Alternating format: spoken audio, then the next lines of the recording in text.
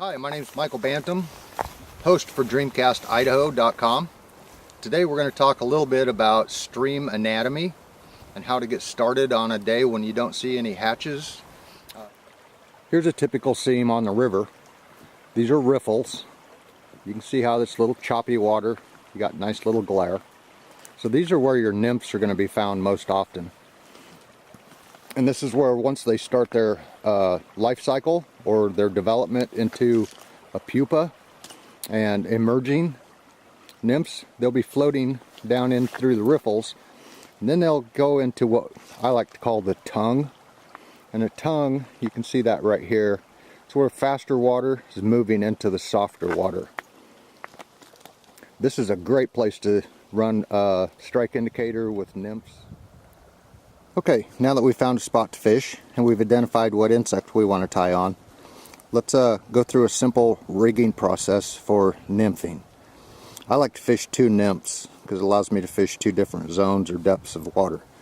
So if we have our leader and our fly, I first take and just tie a simple clinch knot.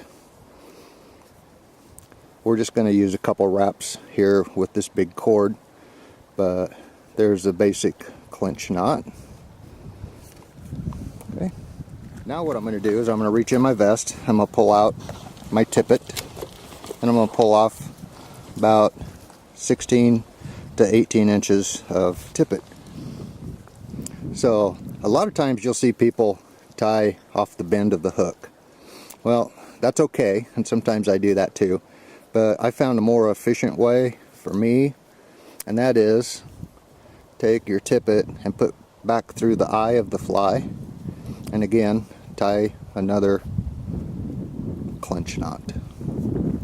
You can use the improved clinch here too.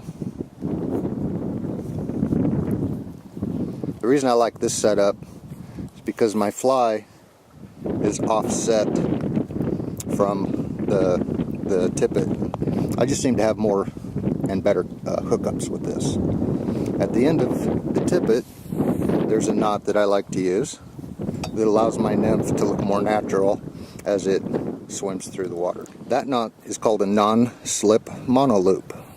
So first, you tie an overhand knot into your tippet end, keeping it open.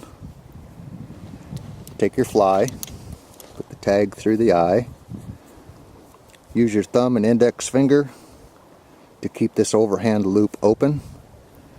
I like to tie 3 wraps. Come through both openings there. Hang on to the tag. That's how you size the loop up, is by pulling the tag against the standing line. Grab your fly, pull tight. Now you have a non-slip monoloop. That allows that nymph to really articulate a lot better in the water column.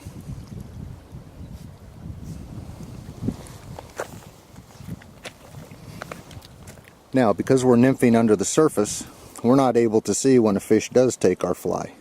So, depending on the depth and the speed and the weight of flies that you have, you'll want to use a strike indicator.